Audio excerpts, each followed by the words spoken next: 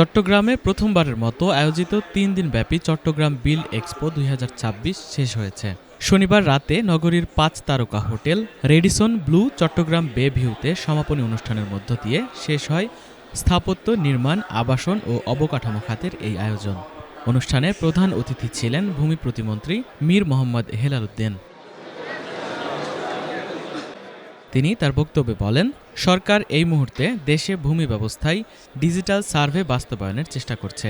ঢাকা, চট্টগ্রাম ও রাজশাহীতে এই বিষয়টি নিয়ে কাজ করা হচ্ছে। এটি বাস্তবায়ন হলে ভূমি ব্যবস্থায় সব ধরনের দুর্নীতি কমে আসবে।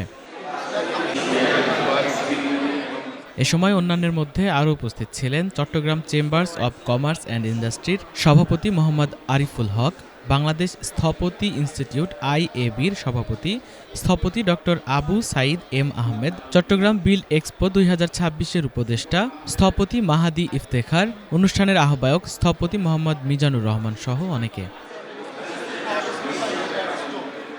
বাংলাদেশ স্থপতি ইনস্টিটিউট চট্টগ্রাম চ্যাপ্টারের উদ্যোগে ২০ আগস্ট থেকে শুরু হওয়া এই এক্সপোতে ঢাকা ও চট্টগ্রামের ৩০টি প্রতিষ্ঠান অংশ নেয়। আমাদের ডেভেলপমেন্ট ওয়ার্কের জন্য রাস্তার জন্য যখন ভূমি অধিগ্রহণ করতে হয়, the process takes too long, অনেক একটা দীর্ঘসূত্রিতা থাকে।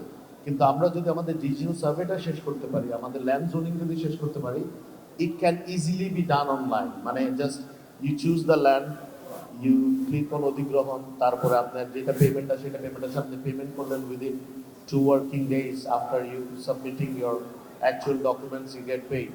তো আমরা চেষ্টা করছি যেন দুর্নীতি কমিয়ে মানুষকে একটি ভালো সেবা দিতে পারি, যাতে বাংলাদেশের মানুষ যারা প্রকৃত ক্ষমতার মালিক, যারা দেশের মালিক, তারা যেন আমাদের সার্ভিসে এটা সন্তুষ্ট হয় এবং এটা বুঝতে পারে যে we are here to serve them, not rule over them.